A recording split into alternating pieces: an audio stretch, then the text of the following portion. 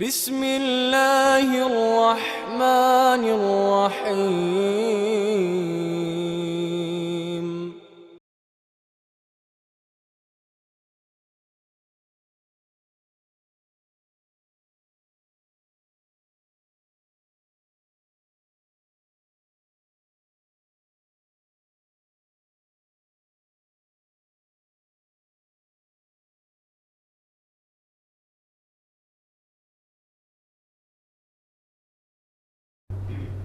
আল্লাহ তাআলা বলছেন, ফাইদা ফারাগতা ফানসব ওয়া ইলা রাব্বিকা ফারগাব।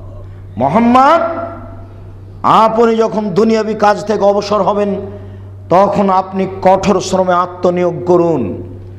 আপনি আমাকে যা বলবেন তা বিনয়ের সাথে কাকতি মিনতি করে বলুন, রংপুর গাইবান্ধার ভাষায় কাউবাউ করে বলুন। শুনুন, অত্র আয়াতে তিনটা বিবরণ দেওয়া হয়েছে। এক, দুনিয়াবি কাজ অনেক সহজ, ইবাদত অনেক কঠিন। দুনিয়াবি কাজ সহজ, ইবাদত কঠিন। তিন, যা আপনি বলবেন তা আমাকে বিনয়ের সাথে বলুন। হুমসি খেলি ইবাদত করে আল্লাহর কাছে ক্ষমা পাওয়া যায় না। বংশালের খাওয়ার অনুষ্ঠান আর সারাত্রের বক্তব্যতে আল্লাহকে সন্তুষ্ট করা যায় না। এই হিসাব বাতিল। এশার সলাতের পরে একটু শুয়ে যেতে হবে, 10:30 11টার দিকে সলাত শুরু করতে হবে 8 রাকাত। আমি তো আর হাফেজ নই, সূরা বাকারা মুখস্থ নেই আমার। আল্লাহু আকবার বলে সূরা ফাতিহা পড়ে, বিসমিল্লাহ বলে সূরা ইখলাস পড়তে থাকি পড়তে যখন আমি দাঁড়িয়ে থাকতে পারছি না তখন রুকুতে যাব। কোনো দোয়া মুখস্থ নাই সুবহান রাব্বিল আযীম ছাড়া। বলতে যখন আর রুকুতে থাকতে পারি না তখন উঠবো, উঠে দোয়াটা পড়বো, তারপরে যাব সিজদায়।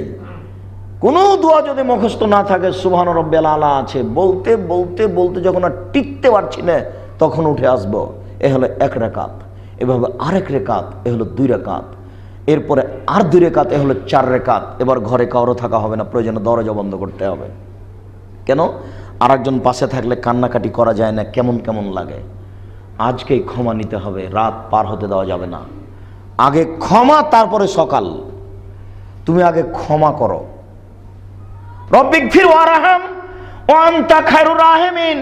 প্রতিপালক, তুমি দয়া করো, তুমি ক্ষমা করো। তুমি যে বড় দয়াবান, তুমি যে বড় ক্ষমাবান। আমি বড় অপরাধী, আমি বড় গুনাহগার। তুমি একটু দয়া করো, তুমি আমাকে মাফ করো। এইভাবে বলতে আপনার 2 চোখের পানি ঝরঝর করে ঝরে আসবে। অঝর নয়নে যখন আপনার চোখের পানি ঝরবে তখন আল্লাহ দেখবেন যে লোকটা ক্ষমা চাচ্ছে। আপনি এই হানাফি মসজিদের মতন দেখলেন, আসসালামু আলাইকুম রহমতুল্লাহ, আসসালামু আলাইকুম রহমতুল্লাহ, আলহামদুলিল্লাহ রাব্বিল আলামিন, লা ইলাহা ইল্লাল্লাহ। ইবাদত কি পাগল কিছু নাকি? 20 রাকাত তারাবি চলছে রাইফেলের গুলির মতো, সবাই টেনশনে, ইমাম সাহেব টেনশনে। 30 পারা কোরআন সারাদিন মুখস্থ করেছে, পিছনের হাফেজকে বলে দিয়েছে, ভাই আমি যেখানে যাই তুমি যেন কিছু বলো না। ও তো টিকতে পারবে না। আবার মুসল্লি যারা আছে তারা 8-10 রাকাত হওয়ার পরে খালি হাই বুঝেন, আপনারা হাই বুঝেন, খালি হাইয়ের পর হাই। সবাই বিপদে। বলেন এটা ইবাদত হয় কি করে? ও হুজুর সাহেব, কতদিন প্রতারণা দিবেন? কানাকে হাইকোর্ট দেখাচ্ছেন? হুজুর চ্যানেল থাকলে এভাবে কথা বলতে হবে? জি না, সাবধান থাকুন, সেই দিন আর বেশি দূরে নাই যেদিন বিচার হবেই। বলুন আপনি, আয়েশা রাদিয়াল্লাহু তাআলা আনহার বিবরণের অর্থ কি হতে পারে? আয়েশা রাদিয়াল্লাহু তাআলা আনহাকে জিজ্ঞাসা করা হলো রমজান মাসে রাসূলের ইবাদত ছিল কেমন? তখন তিনি উত্তরে বললেন, রমজান এবং রমজানের বাইরে তিনি 11 রাকাতের বেশি সালাত আদায় করতেন না। লা তাসআল আন হুসনিহিন্না ওয়া তুলিহিন্না। জিজ্ঞাসা করো না আমাকে তা ছিল কত লম্বা কত সুন্দর, কত লম্বা কত সুন্দর, কত লম্বা কত সুন্দর। আয়েশা রাদিয়াল্লাহু তাআলা একজন আরবি মহিলা, তার বাড়ির ঘরের খবর, বাড়িতে কি আছে বাড়ির মালিক কি জানে। আয়েশা রাদিয়াল্লাহু তাআলা আনহা জানেন তার ঘরের খবর। তিনি আরবি ভাষায় স্পষ্ট বুঝালেন না, তিনি বললেন না যে তোমরা আমাকে জিজ্ঞাসা করো না যে কত সুন্দর কত লম্বা, কি দিয়ে বুঝায় আপনাকে আমি কত লম্বা ছিল। সেই সলাৎ চলে রাইফেলের গুলির মতো। হুজুর ধর্ম দেখাচ্ছেন, কতদিন চলবে? যেদিন এদেশের জনগণ বুঝতে পারবে সেদিন আপনার এই নীতি চলবে না। বলুন আয়েশা রাদিয়াল্লাহু তাআলা আনহার বিবরণের অর্থ কি? আয়েশা রাদিয়াল্লাহু তাআলা বললেন তোমরা আমাকে জিজ্ঞাসা করো না তা ছিল কত লম্বা, তা ছিল কত সুন্দর। আমিও বুঝাতে পারলাম না এ বাক্য, আমিও এর সারমর্ম পূর্ণ বুঝি না। আমি যেটুকু বুঝি সেটুকু আপনাকে বললাম যে এইভাবে সালাত আদায় করেন। 4 রাকাত বলার পরে ক্ষমা নিতেই হবে। আধ ঘন্টা, 1 ঘন্টা, 40 মিনিট, 1.5 ঘন্টা, 2 ঘন্টা কান্নাকাটি করে তওবা ইস্তিগফার করে একাকার হওয়ার পরে আবার 4 রাকাত। এভাবে দেখবেন আজান হচ্ছে ফজরের। তাহলে ছিল রাত জাগা, তাহলে ছিল ইবাদত। কিভাবে কিভাবে চলে আসলো নাকি চীনা দিতে 21শে রমজান, অমুক দিন 23শে রমজান। ধর্মকে পাগল পেয়েছে। ধরো রাজশাহী চাঁপাইনবাবগঞ্জে হাওয়াই লাড্ডু, দোনো হাত মে লাড্ডু হয়, যেই না বাতিল হিসাব। কিয়ামত পর্যন্ত এর পরিবর্তন হবে না, যা বলছি তাই থাকবে ইনশাআল্লাহ। ফিরে আসতেই হবে, এর বিকল্প কোনো পথ নেই। সারা পৃথিবীর মানুষ যদি রমজানের দিনগুলিকে এভাবে জাগে তবুও সেটা জাগা নয়, ফিরে আসতেই হবে। আপনি গ্রাম ছেড়ে দেন, জঙ্গলে চলে যান। যদি গ্রামে না হয় জঙ্গলে চলে যান, গ্রামে হবে না, হওয়া কঠিন আছে। এটা ছাগল নিয়ে পাহাড়ে চলে যান। সৌদি আরবে বাড়ি নয় আপনার? সৌদি আরবে যদি বাড়ি হতো ভালো কথা, ছাগল নিয়ে পাহাড়ে চলে যান। কারোর সাথে আপনার মিলও হবে না, বক্তব্য হবে না, তাসবিহ তাহলিল করবেন, জিকির আজকার করবেন, থাকবেন। মহান আল্লাহ বলেন মুহাম্মদ দুনিয়াবি কাজ থেকে যখন আপনি অবসর হবেন তখন আপনি কঠোর শ্রমে আত্মনিয়োগ করুন। আপনি আমাকে যা বলবেন তা বিনয়ের সাথে কান্নাকাটি করে বলুন, অনুনয় বিনয় করে বলুন। সম্মানিত উপস্থিতি, বিপদে পড়ে তিনি দোয়া করেছিলেন, তা 12 বছর পরে কবুল হয়েছে। বিপদে পড়ে কেন ভুলে গেলেন? সেই দিন আবু জাহাল বলেছিল এই কে আছে? মোহাম্মদ যখন সিজদা করতে যাবে তখন তার উপরে ভুঁড়ি চাপিয়ে দিবে উটের। জি হ্যাঁ আমি আছি। আচ্ছা ঠিক আছে, ভুঁড়ি নিয়ে এসে তার উপরে চাপিয়ে দাও। মোহাম্মদ সাল্লাল্লাহু আলাইহি সাল্লাম সিজদায় গেছেন, এক বদ ভুঁড়ি নিয়ে এসে তার মাথার উপরে চাপিয়ে দিয়েছে। ফাতেমা রাদিয়াল্লাহু তাআলাকে বলা হলো তোমার আব্বার অবস্থায়। ফাতেমা ছোট মেয়ে দৌড়িয়ে এসে ভুঁড়িটা চাপিয়ে সরিয়ে গালি দেওয়ার চেষ্টা করছেন ওইদিকে আগিয়ে গিয়ে। আল্লাহ রাসূল বদদোয়া করলেন, আল্লাহ উতবা, শাইবা, ওয়ালিদ ইবনে মুগীরা, আবু জাহাল এদেরকে তুমি ধ্বংস করো, এরা আমাকে এইভাবে অপমান করেছে। তিনি বিপদে পড়ে উটের ভুঁড়ি মাথায় করে এত বড় মানুষ অপমান হলেন সবার সামনে। তারা অট্ট হাসি দিল, গায়ের উপরে গা লাগিয়ে হেলিয়ে দুলিয়ে হাসলো। এরপরে রাসূল দোয়া কবুল করলেন 12 বছর পরে বদরের যুদ্ধে। দোয়া কতদিন পরে কবুল হলো? 12 বছর পরে। আর আপনি এইভাবে রাইফেলের গুলির মতো ইবাদত চালিয়ে হালাল হারামের হিসাবই নাই 3 রাত ইবাদত করলেন, খুব কান্নাকাটি করলেন, তারপরের দিন বললেন যে কবুল হয়েছে কিনা বুঝতে পারি না। বুঝলাম না বিষয়টা কেমন হয়ে গেল ইবাদত। মুসা আলাইহিস সালাম এক থাপ্পড় দিয়ে মেরে বাকি জীবন বলেছিলেন রব্বি ইন্নী যালামতু নাফসি ফাগফিরলি, হে আমার প্রতিপালক আমার ভুল হয়েছে তুমি আমাকে মাফ করো। বাকি জীবন বলেছিলেন এই কথা। এরপরেও তিনি বিচারের মাঠে আশ্বস্ত নন যে আমার কি হবে। খালে আল্লাহ বললেন যে আদম এ ফল খাবা না। চট করে ইবলিস এসে বলছে আমি খুব ভালো মানুষ, আমি উত্তম উপদেশদাতা, আপনাকে জান্নাতে রাখবে না, সেই জন্য এই কথা আল্লাহ বলে খান খান খান খান। তারপর সরে গেল। তখন বলছেন তাহলে হাওয়া কি করা যায়? সেই তো কি করা যায়। চট করে আবার ইবলিস এসে বলছে আমি খুব উত্তম উপদেশদাতা, দেখেন আমি ভালো মানুষ, দেখেন আমার কথা শোনেন, ফল খান, আপনি খান খান, দেখেন খান। আল্লাহ কিন্তু আপনাকে এখানে রাখবে না এই জন্য বলেছে। তার কথার গতি বলছে যে আমি উত্তম উপদেশদাতা, ওর ফাঁকে পড়ে খেয়ে নিয়েছে। যেমন খেয়ে নিয়েছেন আল্লাহ বললেন ব্যাপারটা কি, আমি যে নিষেধ করলাম তখন আদম আলাইহিস সালাম বলছেন ভুলে গেছে, রব্বানা যালামনা আনফুসানা ওয়া ইল্লাম তাগফির লানা ওয়া তারহামনা লানাকুনান্না মিনাল খাসিরিন। হে আমাদের প্রতিপালক, আমরা ভুল করেছি, আমরা নিজেদের প্রতি অন্যায় করেছি, তুমি যদি দয়া না করো, তুমি যদি ক্ষমা না করো, তাহলে আমরা ক্ষতিগ্রস্তদের অন্তর্ভুক্ত হব। মরা পর্যন্ত আদম আলাইহিস সালাম এভাবে বলে কাঁদতে থেকেছেন। আর আপনি ক্ষমা এতই সহজ মনে করলেন? যদি লেগে যায় 40 লক্ষ টাকা, 10 টাকাতে একটা লটারি কিনলেন আর রমজান মাসের সিয়াম পালন করলেন, ক্ষমা হয়ে যাবে? কয়দিন আগে রাজশাহীতে নওদাপাড়াতে লটারি বিক্রেতা এভাবে বলছিল, মামা মাথায় খারাপ, নগদ ক্যাশ 2 লক্ষ টাকা, 10 টাকা দিয়ে লটারি কিনলে 2 লক্ষ টাকা পাওয়া যাবে। আর বলনেওয়ালা মাইকে চিৎকার করে বলছে যে মামা মাথায় খারাপ। কি বলি, 10 টাকাতে 2 লক্ষ টাকা নগদ ক্যাশ, এভাবে বলছে। কি যে বলার ঢং, আল্লাহই ভালো জানে। তো 10 টাকাতে লটারি কিনলেন, রমজান মাসে সিয়াম পালন করে হয়ে যাবে? জি না। হজ করে হয়ে যাবে? জি না। তাহাজ্জুদ পড়ে হবে? জি না। রাতের অন্ধকারে 2 রাকাত সালাত আদায় করে বিনয়ের সাথে 2 চোখের পানি অঝর নয়নে ঝরিয়ে বলতে হবে, আস্তাগফিরুল্লাহ ওয়া আতুবু ইলাইহি, তোমার কাছে ক্ষমা ভিক্ষা চাই, তোমার কাছে ফিরে যেতে চাই। আমি তোমার একজন সাধারণ পাপী বান্দা, তোমার দরে স্বীকৃতি দিচ্ছি, আমি জিন্দেগিতে আর কোনোদিন লটারি ক্রয় করব না। আমি অন্তর থেকে বলছি, তোমাকে বিশ্বাস করি, আমি অনুতপ্ত, তুমি আমাকে মাফ করো। এইভাবে 2 চোখের পানি অঝর নয়নে যখন ঝরবে, তখন কোনো এক পর্যায়ে আল্লাহ দেখবেন, হ্যাঁ এ ক্ষমা চাচ্ছে, তখন ক্ষমা। সম্মানিত উপস্থিতি, রমজানকে মূল্যায়ন করুন। আবু হুরায়রা রাদিয়াল্লাহু তাআলা আনহু বলেন, রাসূল সাল্লাল্লাহু আলাইহি ওয়াসাল্লাম বলেছেন, ইয়া ইবনে আদম আনতুন ফিকিল ফাজলা ফাখাইরুন লাক আনতুম সেকাহু শাররুন লাক। তোমার জীবিকা নির্বাহের যেটুকু বেশি হচ্ছে, আদমের ছেলেরা মেয়েরা, তোমরা সেটুকু দান করে দাও, এটুকু তোমাদের জন্য ভালো। দেখো, তোমাদের জীবিকা নির্বাহের পরে যেটুকু বেশি হচ্ছে সেটুকু দান করে দাও, এটুকু তোমাদের জন্য ভালো। অন্তুম সেকাহু শাররুন লাক, এটুকুর মধ্যে যদি তুমি ঠেকিয়ে রাখো, দান না করো, তাহলে এটা তোমার জন্য বিপদ, বিপদ ঘনিয়ে আসবে।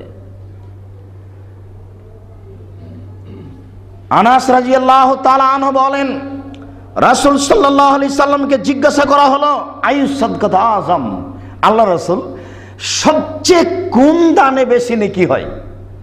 দান করলে তো নেকি হয়, কিন্তু কোন দানে সবচেয়ে বেশি নেকি হয়?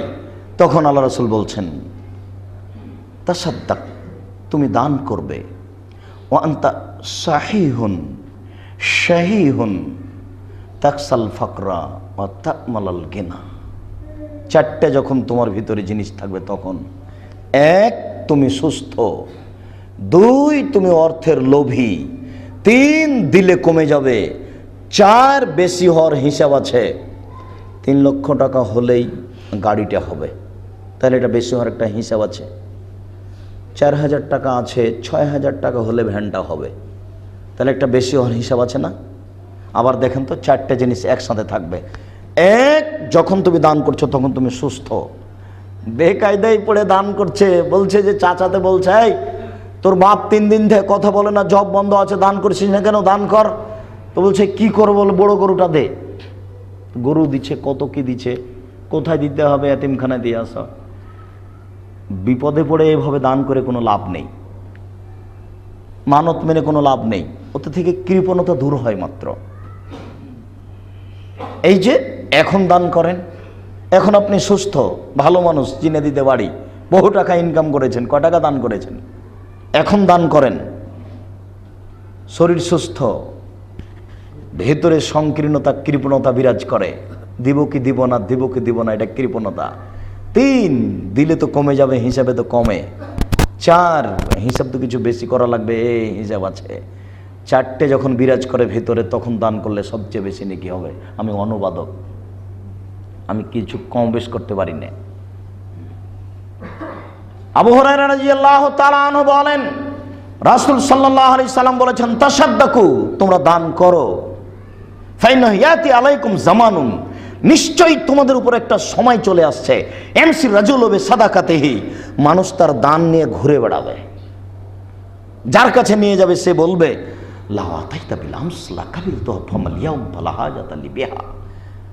এইটা যদি কালকে নিয়ে আসতেন তাহলে নিতাম, আজকে তো প্রয়োজন নেই। না না না, আজকে নিব না।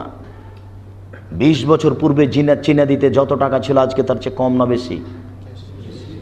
বেশি। 20 বছর পরে আরো বেশি হবে। আপনি যে বলছেন যে মানুষ বেশি হলে কি খাবে মানুষ, বল হিসাব, ওটা মিথ্যে, ওটা আল্লাহর বিধানের উপরে অপবাদ, ওটা আল্লাহর ক্ষমতার উপরে অপবাদ। এটা তাওহীদ যখন মানুষের থাকে না তখন এরকমই হয়। ভারত, বাংলাদেশ, পাকিস্তানের লোকের ভিত্তি হচ্ছে নাজায়েজ হারাম ভিত্তির উপরে, তাওহীদের উপরে নয়। কেননা সেদিন কথাটা বলছিলাম না, ভুলে গেছেন আপনি, যে আরব ভূখণ্ডের একটা ছেলে, দুষ্ট ছেলে, সাইকেলে চড়ে যাচ্ছে, খুব জোরে যাচ্ছে, যেতে যেতে ইটে ধাক্কা খেয়ে উল্টে পড়ে গেছে। উল্টে পড়ে কয়েকবার আছাড় খেয়ে ছাল চামড়া উঠে গেছে। উঠে বলছে তাওয়াক্কাল তো আল্লাহ, আমি আল্লাহর উপরে ভরসা রাখি। আরে বাংলাদেশের বেরায়েতের একটা দুষ্ট ছেলে সাইকেলে চড়ে খুব জোরে যাচ্ছিল, যেতে যেতে যেতে ইটের ধাক্কা খেয়ে উল্টে পড়ে গেছে, কয়েক আছাড় খেয়ে ছাল চামড়া উঠে গেছে। দাঁড়িয়ে বলছে অমুকের বাচ্চা অমুক ইট রেখেছে। ওই ছেলেটা কি বলল?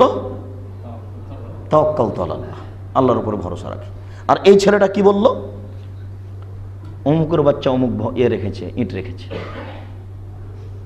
বুঝাতে পারলাম না মনে হয়? না আবার বলবো নাকি? দেখেন, ওটাও বাচ্চা এটাও বাচ্চা, ওটাও খুব দুষ্ট এটাও খুব দুষ্ট। দেখেন ওদের ভিত্তি উল্টা, আর এদের ভিত্তি উল্টা, ওদের ভিত্তি তাওহীদ। আশ্চর্য, মানুষের অন্তরে সংকীর্ণতা থাকলো আজও এখনো। ছেলে কম হলে কেমনে কি করি, ছেলে বেশি হলে কেমনে কি করি, পড়াশোনার বিষয় সবাই দাঁত তুলে নিচ্ছে। আপনার মনে পড়ে কি, আপনি যে শার্টটা গায়ে দিয়ে স্কুলে যাচ্ছিলেন, সে শার্ট না ছিঁড়া পর্যন্ত আপনার বাপ শার্ট দিচ্ছিলেন একটা বানিয়ে, জামা বানিয়ে দিবেন না ছিঁড়া পর্যন্ত। আপনার মা কয়েক জায়গাতে সেলাই করে দিয়েছিল, তা মনে পড়ে কি? এখন আপনার ছেলের কয়েক সেট জামা, 10 সেট, রমজানে ঈদে আরও 3 সেট আছে, 10টা আগে থেকে 3টে 13 সেট জামা, কারো 40 সেট। এখনো বলছে আমার বাপ তো আমাকে ভালোভাবে দেখেনি, তার কাজে দাঁত তুলে নেব, আমার বাপের জন্য এত ক্ষমা চাইতে হবে, কথা বলতে হবে। কে বলেছে? শুনুন, আপনি আপনার বাপের জন্য যত ভালো ছেলে, আপনার ছেলে তার জন্য তত, আপনার জন্য তত ভালো নয়। এইসব ভুল। বাপকে মূল্যায়ন করতে পারছেন না, বাপের নামে কিছু দান খয়রাত করতে পারছেন না, মানুষ তো বুঝে না। একটু পরে এই হাদিসটা শেষ হলে আপনাকে আমি বলছি, একটু খেয়াল করে থাকেন।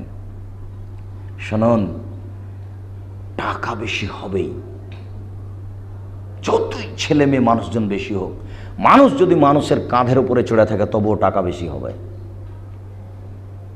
আল্লাহ রাসূল বলেছেন, একটা গাভীর দুধ খাবে একটা গ্রাম, একটা ডালিম খাবে একটা বংশ। 15 বছর পূর্বে একটা গাভীর দুধ হতো হাফ কেজি থেকে 3 কেজি, এখন একটা গাভীর দুধ হয় 3 কেজি থেকে 40 কেজি। 15 বছর পূর্বে একটা ডালিম ছিল বাজারে 1 ছটাক, এখন একটা বাজারে ডালিম হলো 1 কেজি। 15 বছরের ব্যবধানে যদি 1 ছটাক ডালিম 1 কেজি হতে পারে, 15 বছরের ব্যবধানে যদি হাফ কেজি দুধ 40 কেজি হতে পারে, বলুন 50 বছর পরে একটা গাভী কত দুধ দিবে? আপনি হিসাব টানতে পারবেন না। ওই হিসাব বাদ দেন, আল্লাহ নবী বলেছেন একটা গাভীর দুধ খাবে একটা গ্রাম। পুরো চীনাদ্বীপ, পুরো আপনার নওদাপাড়ায়, আপনার বেরায়েত একটা গাভীর দুধ খাবে, কথা আল্লাহ রাসূল বলেছেন। নেন তাহলে এবার গাভী কত দুধ দিবে? আপনি বলছেন নিঃস্ব হবে। এখনই মানুষের টাকা বেশি হয়ে গেছে। আপনাদের এই পাড়ার এক লোকের 2 ছেলে, একটা থাকে চিটাগাঙে আর একটা থাকে সিলেটে। একজন অসহায় চাচি, তার ও পাঠিয়েছে 2টা শাড়ি, এ পাঠিয়েছে 2টা শাড়ি। দুইজনে যখন ঈদে এসেছে তখন চাচি বলছে, বেটা এত কাপড় দিয়েছ, আমি এত কাপড় কি করবো, একটা হলেই হয়। 2 ভাই ওর চাচিকে 4টা শাড়ি দিয়েছে। ওর চাচি বলছে, না বেটা এত শাড়ি লাগবে না, এত কাপড় লাগবে না। এখনই এরকম লোক আছে আপনাদেরকে এইসব এলাকায়। তাহলে বাংলাদেশি দেখা দিচ্ছে যে মানুষ অনেকেই প্রয়োজন নাই দেখা দিচ্ছে, তাহলে যে দেশে ভিক্ষুকই নাই সে দেশে টাকার অবস্থা কি হবে? এই হাদিসের বাস্তবায়ন হবেই, টাকা বেশি হবেই। রাসূল সাল্লাল্লাহু আলাইহি ওয়াসাল্লাম বলেছেন যে তাউদুল আরজ মরুজান, সৌদি আরবের ভূমিতে শস্য উৎপাদন হবে মরুভূমিতে। আমরা তো দুবাই যাচ্ছি, সৌদি আরব যাচ্ছি, দেখছি বালু হাজার হাজার বছর থেকে সে বালুর উপরে কোনোদিন ঘাস গজায়নি, সেই বালুর উপরে এত তরু তাজা ঘাস, এত তরু তাজা ফল গাছ, তরি তরকারি সবজির গাছ, হাজার হাজার বছর থেকে কোনোদিন ওসব জমিতে ঘাস গজায়নি। রাসূল সাল্লাল্লাহু আলাইহি ওয়াসাল্লাম বলছেন যে মরুভূমিতে হবে সফলতা, সজলতা, শস্য হবেই, টাকা বেশি হবেই। সেই দিন আসার পূর্বে দান করে ফেলেন, যেদিন কেউ নিবে না। আবু হুরায়রা রাদিয়াল্লাহু তাআলা আনহু বলেন, রাসূল সাল্লাল্লাহু আলাইহি ওয়াসাল্লাম বলেছেন, ইয়াকুলুল আবদি মালি মালি ওয়া ইন্না মালাহু মিন মালিহি সালাসা। মানুষ বলে আমার টাকা, আমার টাকা। মানুষ বলে, নিশ্চয়ই তার মাল, তার টাকা তিন ভাগে বিভক্ত। এক, মা কালা ফাফনা, যেটা খেলো সেটা পেশাব পায়খানা, এটা তার নিজের, খেয়েছে পেশাব পায়খানা হয়েছে তবু তার নিজের। দুই, অমা লাবেসা ফাবলা, যেটা পড়লো সেটা পুরাতন করলো তবু সে নিজে করেছে, এটা তার নিজের। অমা আতা ফাক্তানা, যেটা দিল সেটা জমা হলো, অ্যাকাউন্টে জমা হলো। অ্যাকাউন্ট তাহলে দুনিয়াতেও আছে, আল্লাহরও আছে। যেটা দিল সেটা জমা হলো। অমাসেওয়া দালে কাফা জাহেবুল্লিন্নাসে, এছাড়া যা আছে তা মানুষ নিয়ে নিবে, মানুষ নিবেই।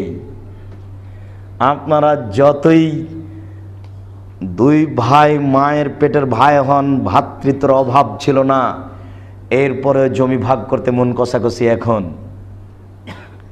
দোকান ভাগ করতে সমস্যা, দোকান ভাগ হবেই, মানুষ টাকা ভাগ করে নিবে, যা রেখে যাচ্ছে সেটা তার নয়। চাঁপাইনবাবগঞ্জের আমাদের গ্রামের নিজের অবস্থা, আমাদের একটা চোখে দেখা অবস্থা। বাপ মরে যাওয়ার পরে জমি জায়গা বাড়িঘর ভাগ হচ্ছে, তখন একটা ঢেঁকিকে কেটে দুই ভাই ভাগ করে নিয়েছে। বলেন ঢেঁকির কি হবে? রাগ, মানে ভাগের রাগ এত কঠিন।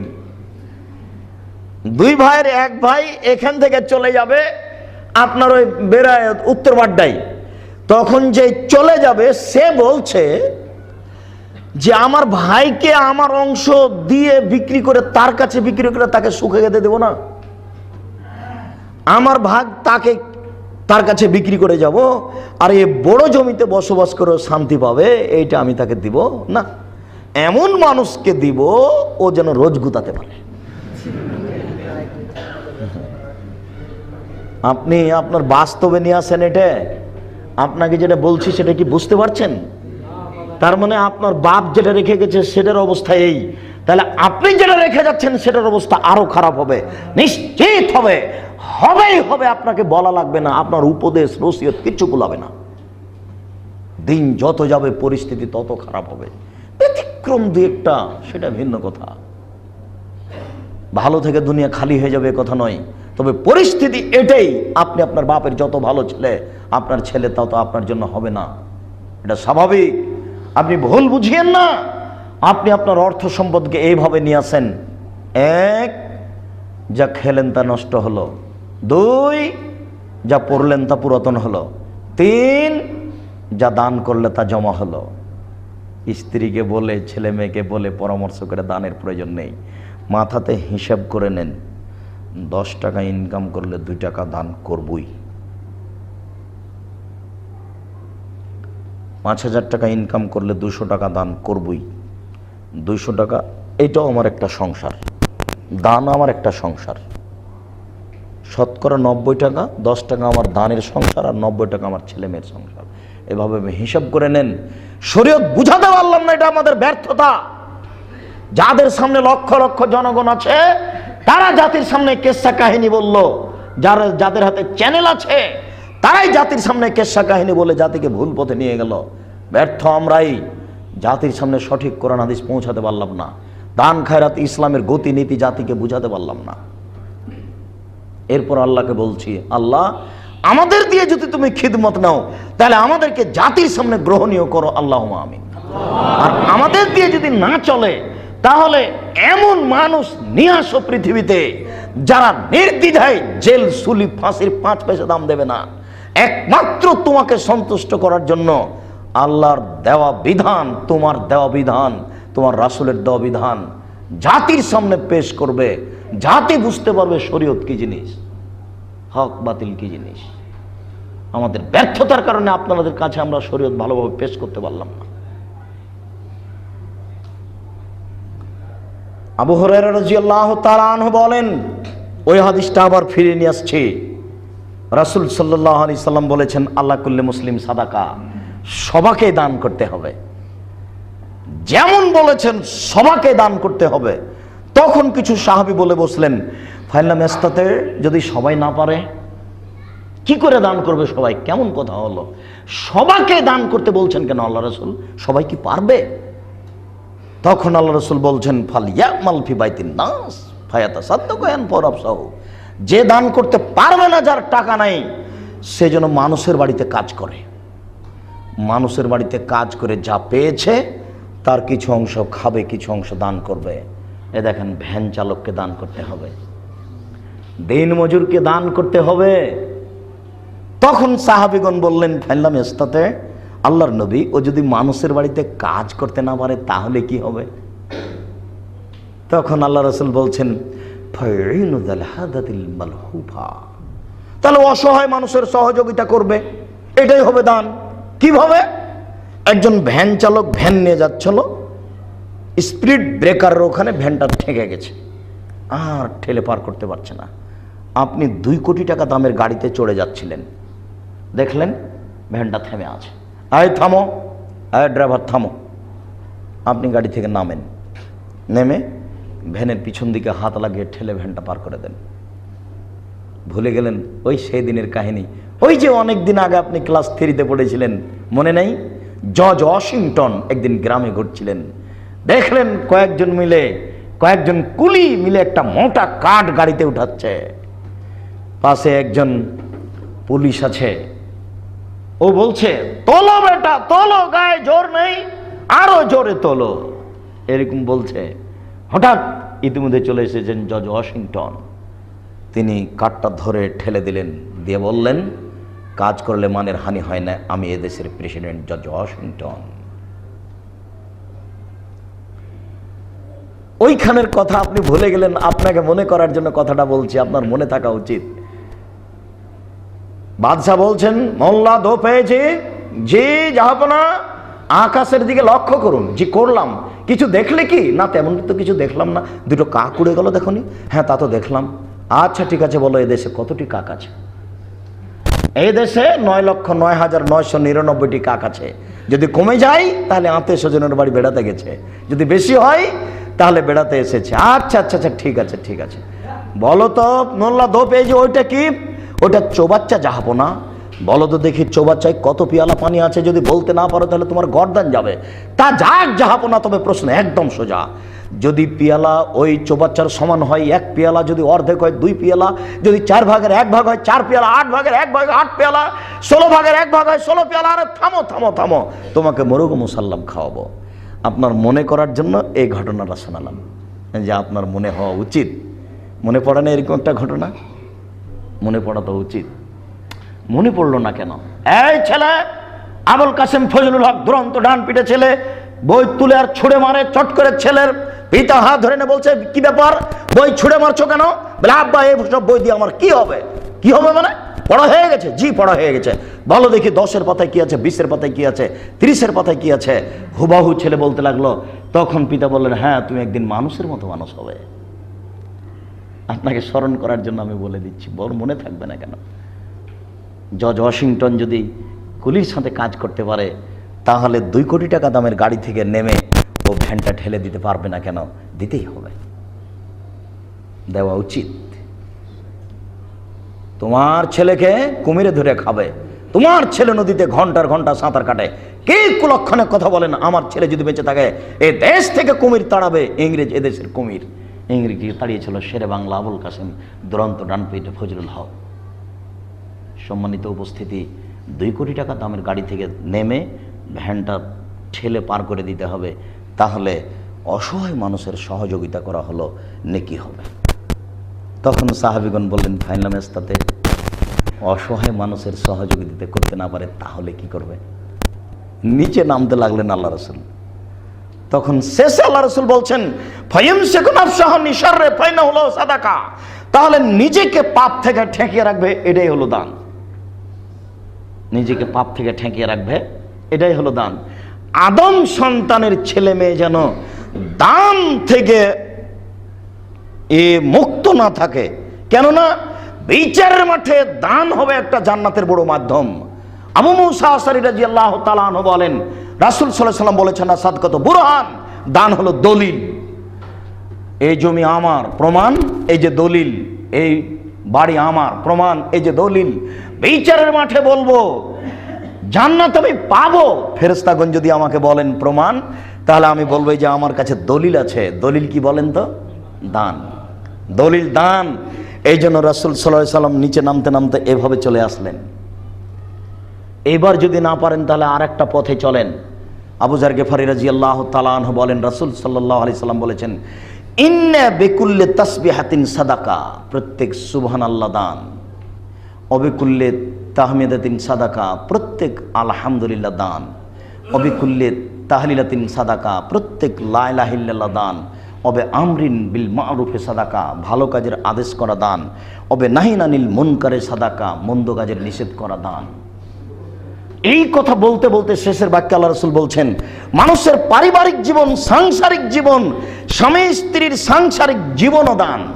তখন সাহাবীগণ বলছেন, আল্লাহ রাসূল, আয়াতি আহাদুনা শাহওয়াতাহু ফাইনাহু ফিলাহু আজরু, মানুষ তার পরিবারের নিকটে যাবে, এটা তার জন্য দানের নেকি হবে, এটা হয় কি করে? তখন আল্লাহ রাসূল বললেন, এই কাজ যদি অবৈধভাবে হয় তাহলে কি হবে? তখন সাহাবীগণ বললেন, এটা যদি অবৈধভাবে হয় তাহলে পাপ হবে। তখন আল্লাহ রাসূল বললেন, যদি তা অবৈধভাবে পাপ হয় তাহলে বৈধভাবে নেকি হবে। মানুষের দানের কথা বলতে বলতে বলতে বলতে আল্লাহ রাসূল এইভাবে বললেন। আবু হুরায়রা রাদিয়াল্লাহু তাআলা আনহু বলেন, রাসূল সাল্লাল্লাহু আলাইহি সাল্লাম বলেছেন, ইন্না সাদকাতা সিররে তুতফিউ গাযাবার রাব্বে, নিশ্চয় গোপন দান আল্লাহর রাগকে মিটিয়ে দেন। এই বাক্যটা আলোচনার প্রথমে বলছিলাম, এই ছেলে বসো, খুব সাবধান, ও ইফতারি বন্টন হবি, এখানে কোনো কয়েক হাজার মানুষ জমা হয়, নিজে অসুবিধা হবে, কথার ব্যতিক্রম হয় না যেন। মনে রাখুন, ইবাদতের মধ্যে দান একটা ব্যতিক্রম ইবাদত, যা আল্লাহর রাগকে মিটিয়ে দিতে পারে। এরকম কোন ইবাদত আল্লাহ রাসূল উল্লেখ করেননি। আল্লাহর রাগকে কি মিটিয়ে দিতে পারেন বলেন তো? পারে দান, তবে গোপন দান। আল্লাহ রাসূল বলছেন, ইন্না সাদকাতা সিররে তুতফিউ গাযাবার রাব্বে, নিশ্চয় দান আল্লাহর রাগকে মিটিয়ে দেয়, গোপন দান। আবু হুরায়রা রাদিয়াল্লাহু তাআলা আনহু বলেন, রাসূল সাল্লাল্লাহু আলাইহি সাল্লাম বলেছেন, বিচারের মাঠে 7 শ্রেণীর মানুষ বিশেষ ছায়াতলে থাকবে। তার এক শ্রেণীর মানুষ হচ্ছে রাজুলুন তাসাদ্দাকা বিসাদাকাতিন ফাহা হাত্তা লা তালামা শিমালুহু মা তুনফিকু ইয়ামিনুহু, এমনভাবে গোপনে দান করলো যে ডান হাত যে দান করলো বাম হাত বুঝতে পারলো না।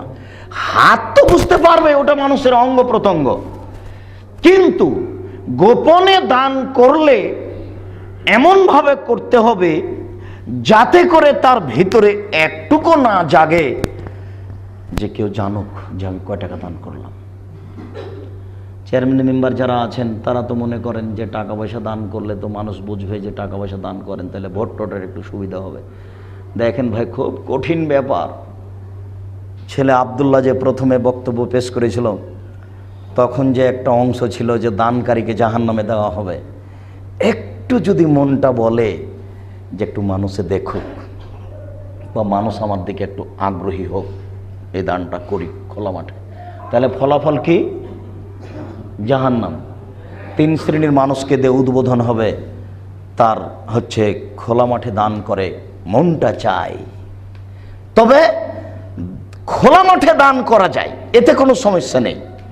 আবু হুরায়রা রাদিয়াল্লাহু তাআলা আনহু বলেন, রাসূল সাল্লাল্লাহু আলাইহি সাল্লাম বলেছেন, ইন্নামা সাদাকাতু তামহু আযাবাল কবরে, নিশ্চয় দান কবরের শাস্তিকে মিটিয়ে দেয়।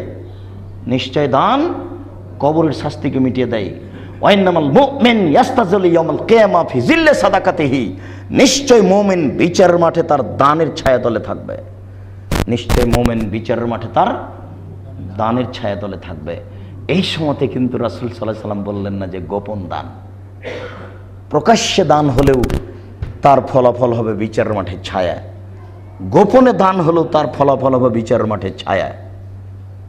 বিচারের মাঠে ছায়া যে কত সুবিধা, যেদিন মানুষের সূর্য হবে মাথার উপরে 1 মাইল উপরে, সেই দিন সূর্যের তাপ হবে কত, এখন তো আপনাকে আমি বুঝাতে পারছি না। সেদিন দানের ছায়া হবে মাথার উপরে, এটা কত বড় সুবিধা আপনাকে আমি কি দিয়ে বুঝাবো। বিচারের মাঠ যদি বুঝাতে পারতাম তাহলে এটা সহজ হতো। কবর যত কঠিন, কিয়ামত তার চেয়ে অনেক বেশি কঠিন। কিয়ামত যত কঠিন, জাহান্নাম তার চেয়ে অনেক অনেক অনেক বেশি কঠিন। কি দিয়ে বুঝায় আপনাকে আমি কিয়ামত কত কঠিন। যেদিন সূর্য মানুষের মাথার উপরে থাকবে, সেদিন দান তার মাথার উপরে ছায়া হিসেবে আসবে। সেদিন আপনাকে আমি কি দিয়ে বুঝায় দান আপনার কত উপকারী। যদিচ এতটুকু বলার পরে আপনার ভেতরে পরিবর্তন আসলো না, আমি কিছু দান করি। শুনুন, আবু হুরায়রা রাদিয়াল্লাহু তাআলা আনহু বলেন, রাসূল সাল্লাল্লাহু আলাইহি সাল্লাম ছিলেন সবচেয়ে বেশি দানশীল মানুষের মধ্যে, সমস্ত মানুষের মধ্যে তিনি সবচেয়ে বেশি দান ছিলেন। ওয়ায়াকুনু ফি রামাযান আজওয়াদান নাস মিন রিহিল মুরসালা, রমজান মাসে তিনি বেশি দানশীল ছিলেন পূর্ব দিকের বাতাসের চেয়ে বেশি। শুনুন, পশ্চিম দিক থেকে বাতাস প্রবাহিত হলে ধ্বংস, পশ্চিম দিক থেকে বাতাস মানে ধ্বংস হবে, খুব জোরে আসবে, ঝঞ্ঝাবায়ু, বাড়িঘর ভেঙে যাবে। পূর্ব দিক থেকে বাতাস মানে গাছপালা তরুতাজা হয়ে যাবে, মানুষজন পশু প্রাণী খুব সুন্দর হয়ে যাবে, শরীরে ফুর্তি আসবে। এর নাম পূর্ব দিকের বাতাস। পূর্ব দিকের বাতাস যত উপকার করতে পারে প্রাণীর, তার চেয়ে বেশি উপকারী ছিলেন মুহাম্মদ সাল্লাল্লাহু আলাইহি সাল্লাম দানের ব্যাপারে। রমজান মাসে তিনি কি দান করতেন তাহলে আপনি দেখেন। সম্মানিত উপস্থিতি, আল্লাহ রাসূল যে বললেন যে রমজান মাস তোমরা কল্যাণকামী, কল্যাণের দিকে আগে আসো। কিভাবে কল্যাণের দিকে আগে আসবেন? তিনি এক বৈঠকে বলেছিলেন প্রকাশ্যে দানের ব্যাপারে, এই শোনো, 6 থেকে 800 কিলোমিটার পথ যেতে হবে মদিনা থেকে তাবুক। কত কিলো? 800, 600। পায়ে হেঁটে যেতে হবে, উঠে যেতে হবে। কে কি দান করতে পারে? খুব সংকটময় অবস্থা। তখন উমর রাদিয়াল্লাহু তাআলা বলেছিলেন, আমার অর্থ সম্পদের অর্ধেক দিলাম। ওই সময় আবু বকর সিদ্দিক রাদিয়াল্লাহু তাআলা বলেছিলেন, আল্লাহকে আর আপনাকে বাড়িতে রেখে যা আছে সবই দিলাম। উমর রাদিয়াল্লাহু তাআলা বললেন, আজ যখন আবু বকর সিদ্দিককে নেকি করে পরাজয় করতে পারিনি, জিন্দেগিতে আর কোনোদিন করতে পারবো না। উমর রাদিয়াল্লাহু তাআলা আনহু যা দিয়েছিলেন তা দিয়ে হয়তোবা কোনো কিছু হতে পারে, 200 টাকা 500 টাকা হতে পারে। আর আবু বকর সিদ্দিক রাদিয়াল্লাহু তাআলা যা দিয়েছিলেন তা দিয়ে হয়তোবা কিছুই হবে না, 2 টাকা হতে পারে, 2 পয়সা হতে পারে, হয়তোবা 5 পয়সা হতে পারে। কিন্তু আবু বকর সিদ্দিকের বাক্যটা ছিল যে আপনাকে আর আল্লাহকে বাড়িতে রেখে যা আছে সবই দিলাম। কিয়ামত পর্যন্ত এই বাক্যকে ডিঙ্গিয়ে আর কোন মানুষ যেতে পারবে না। বুঝাতে পারিনি মনে হয়। এরপরে উসমান রাদিয়াল্লাহু তাআলা বলছেন, আল্লাহর নবী, যত মানুষ তাবুকের মাঠে যাবে সমস্ত মানুষের যাতায়াত, সমস্ত মানুষের অর্ধেকের যাতায়াত খরচ, খাওয়া খরচ আমি উসমান বহন করব। সেদিন মানুষের সংখ্যা ছিল 30,000।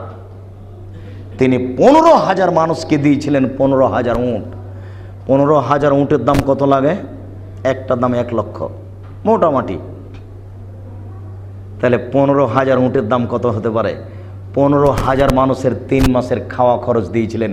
এর নাম উসমান গনি। আপনার নাম শুধু উসমান, আপনি কেন গনি লাগিয়েছেন? কে আপনাকে বললো এটা? পৃথিবীতে ব্যতিক্রম ধনী উসমান। খামাখা 2 টাকার মালিক হয়ে মানুষকে কি বলে বেড়াচ্ছেন? দেখেন তো কেমন ধনী। এদেশের সরকার রাজি হবে না। 15,000 মানুষকে 3 মাস খাওয়াতে এদেশের সরকার রাজি হবে না। কেমন ধনী! একই বলে ধনী। ইনি হচ্ছেন ধনী মানুষ, টাকা ইনকাম করেন বৈধ পথে, বৈধ পথে বিত্তশালী হন।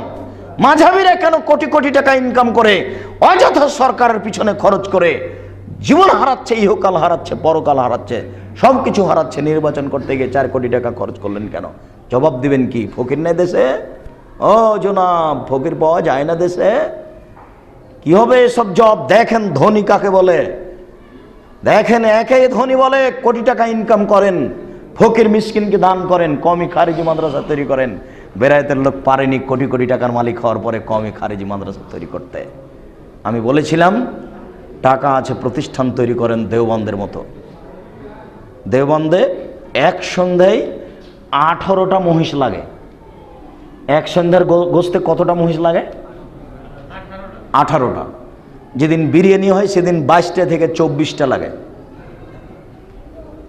একটা কওমি প্রতিষ্ঠান, সব ছাত্র ফি সাবিলিল্লাহ খায়। মেহমান খানা আছে, জিজ্ঞাসা করা হবে না আপনি কে, খালি বলেন আপনি আমি মেহমান। আপনি চোর কি চোরটা কি চান্ডাল কি দেখবে না কিছু, খানার থাকেন আর খানার থাকে ফ্রি। শত শত হাজার হাজার মানুষ খেলে কোনো সমস্যা নেই। দান করছে, এমনিভাবে চলছে। দিল্লির 1 কোটি টাকা জাকাত বের হবে, তো বলছে 90 লক্ষ টাকা দিব দেওবন্দকে, দারুল উলুম দেওবন্দে, আর 10 লক্ষ টাকা সব জায়গাতে দিব। বেশি দূরে না গেলে ঢাকা লালবাগে গিয়ে দেখেন, হঠাৎ করে কোথা থেকে একটা ট্রাক আসলো, 1 ট্রাক চাউল।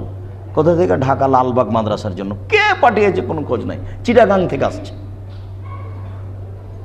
এই জয়েসের রামাজানে বসে থেকে আসেন, একটু পয়সা খরচ করে এতে হাটহাজারিতে 5000 ছাত্র থাকে, ফি সাবিলিল্লাহ খাই। কত ছাত্র শিক্ষক পরাজয় হচ্ছেন কেন? কেন পরাজয় হবেন? পিছনে হচ্ছেন কেন? তারা পারে, আমরা পারি না কেন? পারি না, পারবো, অবশ্যই পারতে হবে। আল্লাহর পথে দান করুন। জাকাত দিয়ে ফাঁসি রক্ষা হয়, জাকাত দিয়ে জান্নাত হয় এ কথা নয়, জান্নাত হয় দান করে। সম্মানিত উপস্থিতি, ফকির মিসকিনকে দান করুন। ফকিরকে, যে মানুষের বাড়িতে ভিক্ষা চায়, মিসকিনকে চাইতেও পারে না, সংসারও চলে না, সে হলো মিসকিন। বুঝতে পারলেন না মনে হয়? চাইতেও পারে না, সংসারও চলে না, এ হলো মিসকিন। এরপরে এদেশে দান করুন কওমি খারিজি মাদ্রাসা, বেসরকারি প্রতিষ্ঠান। ইসলামকে টিকিয়ে রাখার ভারত, বাংলাদেশ, পাকিস্তানে এক ব্যতিক্রম প্রতিষ্ঠান হচ্ছে বেসরকারি কওমি খারিজি মাদ্রাসা। সম্মানিত উপস্থিতি, নিঃস্বার্থপরভাবে ছেলেরা এখানে পড়াশোনা করে, শিক্ষকগণ এখানে শিক্ষা দিয়ে থাকেন। এর পিছনে কোনো উদ্দেশ্য থাকে না, একমাত্র আল্লাহকে সন্তুষ্ট করা, দিন জানা বুঝা। তবে অবশ্যই বেদাতি প্রতিষ্ঠানে দান করবেন না। ওই যে কুলখানি করে, চাহালাম করে, চল্লিশা করে, 5টা ছেলে এসেছে আপনার বাড়িতে পড়তে, তো ওরা এভাবে পড়ছে।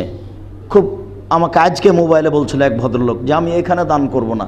আমি খুব আপনার বক্তব্য শোনার পরে মার্ক করেছিলাম, 10টা ছেলে ডেকেছি, কোরআন মাজিদ পড়ছে, আমি খুব মার্ক করে আছি, দেখছি যে এমনি ঝুঁকছে। কোরআন মাজিদ পড়তে এসেছে আমার বাড়িতে 10টা ছেলে, তো এমনি ঝুঁকছে। 1-2 ঘন্টা পরে হাফেজ সাহেব বলছেন যে আমাদের হয়ে গেছে। এত তাড়াতাড়ি কোরআন মাজিদ হয়ে গেল? জি, অমুক 1 পারা, অমুক 1 পারা, অমুক 2 পারা, অমুক 3 পারা, 30 পারা কোরআন হয়ে গেছে। এবার ছেলেগুলো বাড়ির দিকে আগিয়ে যাচ্ছে, তখন বলছে তুই কয় পারা পড়েছিস রে? বলে আমি 1 পৃষ্ঠা। তুই কতখানি? বলে আমি হাফ পৃষ্ঠা। আচ্ছা, আমি কিছুই পড়িনি, আমি এমনি এমনি ঝুঁকছিলাম। তাহলে এরা নিজেরা প্রতারণা দিচ্ছে, আর ওই মালিককে প্রতারণা দিয়েছে। মালিক মনে করছে যে আমার বাপের নামে 1 খতম দিয়েছে, কোরআন কোরআন পড়ে বক্স দিয়ে দিল, ধর্মকে পাগল পেয়েছে, পড়লাম আমি আর বক্সে দিলাম আপনার বাপের কবরে। ধর্ম কি এমন? ছি ছি ছি ছি ছি ছি, নাউজুবিল্লাহ। জনৈক সাহাবী রাসূল সাল্লাল্লাহু আলাইহি ওয়াসাল্লামের সামনে এসে বলছেন, আল্লাহর নবী, কাদ উফতিলাত উম্মি, আমার মা হঠাৎ মারা গেছে, ওয়াইন তাকাল্লামাত তাসাদ্দাকাত, আমার মা কথা বলতে বলে দান করতে না, ফাউসাদ্দাকু আনহা ওয়ালা হাসাব, আমি দান করলে তার নেকি হবে কি? কালা না। আল্লাহ রাসূল বলেন, হ্যাঁ হবে, তোমার মার নামে তুমি দান করো, তার নেকি হবে। বুখারী মুসলিম। মনে রাখুন, বাপ মার নামে দোয়া করেন। কোনো দোয়া যদি মুখস্থ না থাকে তাহলে এমনি বলেন, এক সময় হাত তুলে, আল্লাহ আমার বাপকে ক্ষমা করো, আমার বাপ একটা মানুষ, তার ভুল ত্রুটি থাকতে পারে, তুমি তাকে মাফ করো। আল্লাহ আমার বাপকে ক্ষমা করো, এই ভাষাটা জানেন না? এটা পারবেন না বলতে? এটাই বলেন, এটাই আলহামদুলিল্লাহ, এটা হলো 1 নম্বর পথ আপনার। 2 নম্বর পথ, ফকির মিসকিন কওমি খারেজি মাদ্রাসায় টাকা দিয়ে দেন আর বলেন যে আল্লাহ এটা আমার বাপের নামে দিলাম। বুখারী মুসলিম। বুঝাতে পারলাম না মনে হয়? এইখানে দান করেন বাপের নামে, দাদা দাদির নামে, ওরা কিন্তু আপনাদের জন্য প্রতীক্ষমান চেয়ে আছে। কে একটু কিছু বলে আমার জন্য, কে একটু কিছু দেয় আমার নামে, সেইটুকু আর আমি প্রতীক্ষমান রয়েছি। আল্লাহ তার প্রতি দয়া করবেন, তাকে মাফ করে দিবেন। সম্মানিত উপস্থিতি, এই লক্ষ্যেই, মানুষের কল্যাণের লক্ষ্যেই, সঠিক পথের লক্ষ্যেই আমি আপনাদেরকে বলেছি যে প্রায় 15 বছর থেকে আমি ঢাকা আসি। ঢাকা আসাকালীন আমি ভাবতাম কোথায় পাওয়া যাবে একটা বিশাল ভূখণ্ড, ঢাকায় বা ঢাকার আশেপাশে, যেখানে একটা উন্নত মানের প্রতিষ্ঠান গড়া যাবে, যেখানে ছেলেরা বাংলা, ইংরেজি, আরবি উন্নত মানের শিক্ষা অর্জন করে এই জাতির অন্যায়ের বিরুদ্ধে লড়বে মুখে কলমে মিডিয়ায়। ঘুরতে ঘুরতে এই যে আপনাদের রূপগঞ্জে হাঁটাবো, বীর হাঁটাবো, দেববাজারের পাশের লোকেরা আমার হাতে জমি হস্তান্তর করেছে এক জায়গায় 14 বিঘা। আলহামদুলিল্লাহ, সেই জায়গাতে 2013 সালের 24শে আগস্ট রোজ মঙ্গলবার ছেলেদের প্রতিষ্ঠান আরম্ভ হয়েছে। 2013 সালের 24শে আগস্ট রোজ মঙ্গলবার 11টার সময় আমি বলেছিলাম আমার হাতে টাকা নাই, একথাও সত্য। এখানে প্রতিষ্ঠান গড়বে, একথাও সত্য। গড়বে ইনশাআল্লাহ, গড়বেই। আমার নিয়তের ত্রুটি নেই, অতএব কাজ হবেই, এতে আমি বিশ্বাসী।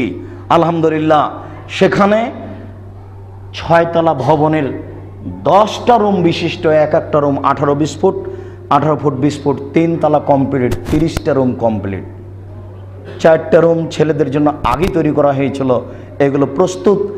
120 জন ছাত্র, 11 জন শিক্ষক, 5 জন কর্মচারী।